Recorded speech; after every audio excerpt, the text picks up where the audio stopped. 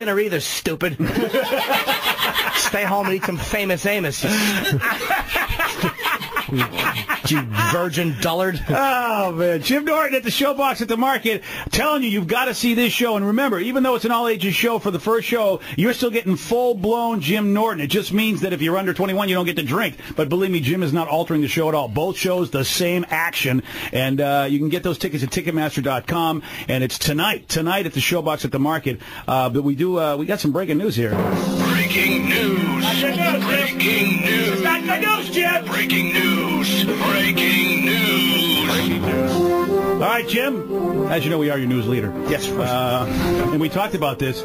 It appears that different stroke star Gary Coleman is actually in a coma. Oh, wow. And on life support, according to this new report. So people were denying to some degree that he even hurt himself, but now it's official, according to Radar Online, of all places, has become the new TMZ. You like that, don't you? Actually, I don't think you do. He's only 42 years old. And he's got a serious medical problem. Apparently, he did hit his head after a fall, and he slipped into a coma on life support. They call it. Oh, I was going to say he suffered an interracial hemorrhage, and I go, how the hell is that? It's an intracranial hemorrhage. Well, or an interracial hemorrhage. I don't know who he was with. This is according to ABC, as a matter of fact, that he got himself an intracranial hemorrhage.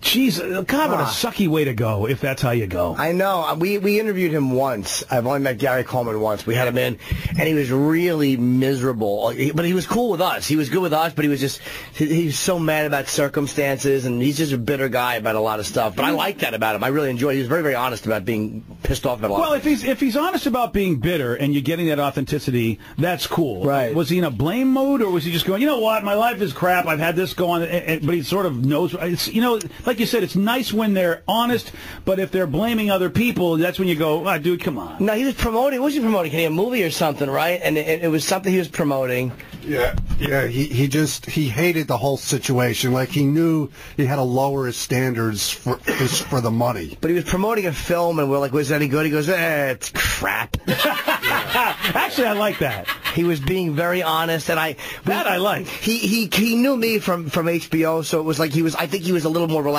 because it was like he recognized whatever. He was like kind of like a fan from the stand-up, so he was cooler with me than he might have been had he not recognized me, because I don't think he was in a very good mood that morning. And he walked very, very slowly. He wasn't feeling too well.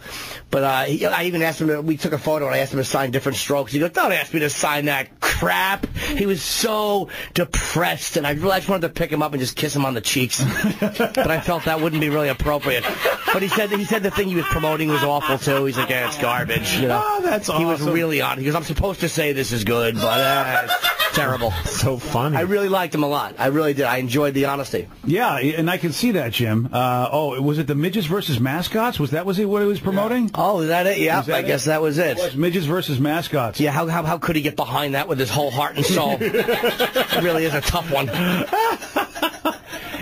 So in a way, I mean, do you wonder if, in a way, you're like, maybe it's time for him to go? I mean, it doesn't seem like it was getting much better for him. Nah, you hope that something else would pop, because I think he said he got so tired of playing Mr. Big, you know what I mean, or any of these, we get it, ironic, he's short. I would love to have seen him get one thing that really was painted him as this miserable guy that didn't rely on the fact that he was short. It would have been fun to watch him do something where the big reveal wasn't a little short guy had a hot chick with him or something like that. It would have been cool to see him do something like that. I think sometimes people get pegged in Hollywood and they do these horrible things, a lot of times by choice, but sometimes you want to see somebody do something really better. What do you think would be good that you'd say, okay, wow, that would have been a good Gary Coleman movie? Like, what would be the big surprise? He's raped repeatedly by Yaphet Kotto. I think that would be. There you go. No, I don't know. Why don't they come to you, Jim? Why don't they come to you for these ideas? I don't know. Actually, I can't think of anything. I really don't know. Yeah, I don't know. I mean, I don't. It's not like I had an idea. I'm trying to think of I think of Bob Saget. He sort of reinvented himself when he did the Aristocrats, and he's got a great role on Entourage where he just is he's a miserable. Oh, is he on Entourage? And he plays the pervert guy who just he smokes weed and wants to do girls. Yeah, it's like in order to get signed up by a particular agency, he said, I want to have sex in the main guy's office with one of my girls, and then I'll let you sign me. He was just just a dirty pig of a character that he plays on that show. Yeah, and that's one thing that a guy can do, I think, to sort of reinvent himself is, like you said, what are you not normally known for? Go for that. And I think he was trying to do that with that sex thing, but that was just so, like, ridiculous. I think it would have been better if he was a miserable human being and just be that guy. I actually sent Bob Saget off the third sports thing. I sent him the wrong text one night. I was trying to text a massage girl. And Saget, he was in New York. We had been texting back and forth. And this one girl I used to talk dirty to, and here's how we used to get into it. I would say to her, like, do you want to lend a hand? Do you want to offer a helping hand? And she would go, yeah, do you need some help? I need some help. That's how we would say, do you want to come over and do a dirty massage? And I sent it actually to Saget. I'm like, listen, do you want to come over and offer a helping hand? And he wrote back, he's like, what? I'm like, oh, sorry, I meant that for a prostitute. And he sent one back. He goes, that's the best text I've ever gotten from anybody. Wow. And I wonder if there's a little bit of that in Bob. He's a pig. Yeah. Bob's a pig. Yeah. I've never seen him be with girls, though, because he's in a relationship. I've honestly never seen him behave filthy. But he's too comfortable talking about it to be a guy who just made it up. He's too comfortable saying that to be a guy who doesn't understand that on some level. I think when he's single, he's probably a complete piece of filth. He's got to be. He has to be. Yeah. Well, again, it's the exact opposite of what persona he's forced to play most of his time. Just like the quiet girls, the librarians, they always say those are the ones that are out of their mind. You know who the dirtiest girls are? British, because they're so repressed over there. That phony, polite nonsense. Yeah. And this one guy, this girl Ruth, and she was British, and she was like, really funny and quirky. And she used to always go, "I want you to bite me. I want you to bite me." So this is when I drove my Saturn. I would park the car, and she would lean over, and I would bite her back repeatedly. And she loved being bitten and slapped. But I was scared that if she actually, God forbid, hurts herself or has a heart attack, and they find my toothprints in her back, it's going to be difficult to explain. Like, no, she asked me to treat her like, I was Marv Albert. Wow, was she a dirtbag. She went back to England, unfortunately. But, yeah, she was a good dirty girl. She was a dirty one. That's awesome. The more polite they are, the filthier they are. That's great. School teachers, they're all dirty, all. I teach grammar school. Do you really? They're horrible. Horrible. Oh, man. Any girl that shows up like, oh, I'm dirty, and she's got a skirt on, beat it, fraud, beat it, rookie.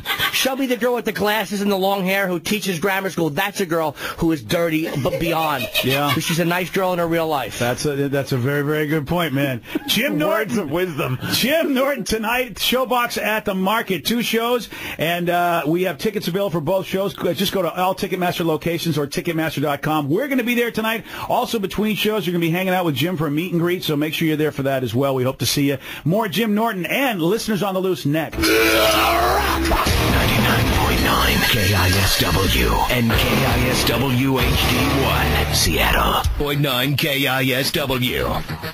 Hey everybody! Crack the crown! Live on F-It Friday, it's BJ Shea!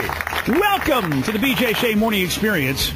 Because, hey, at least once a day, you should experience a BJ. I'm ready for my BJ. Greetings, fellow H-holes. I am said BJ. Thank you for being right here, right now. You want to reach out and do some touching? Here are the numbers. Sprinkle it over her beef. 206-421-ROCK. 800-783-ROCK. Does your cooter have a name? And Rocky is 7625. Lynn and I have a gay daughter. And if you got some email you want to send to the show because you got a problem, you got a dilemma. Where's my big guy? Maybe you got a question or a complaint. Tommy wants your mama. All you got to do is give me an email, bj@KISW.com. I don't like chokers. You can also get us on Facebook, Twitter, and you can download the brand new KISW app. It's available in the App Store, or it's available at KISW.com on an F-It Friday.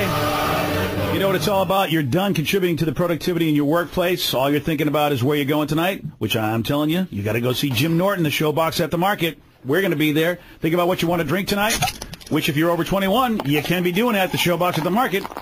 And, of course, the strategy you need to employ to get some, well, you know what? Again, Jim's got a lot of great tips on how you can get some action, whether she is somebody you pay for or not. That's it.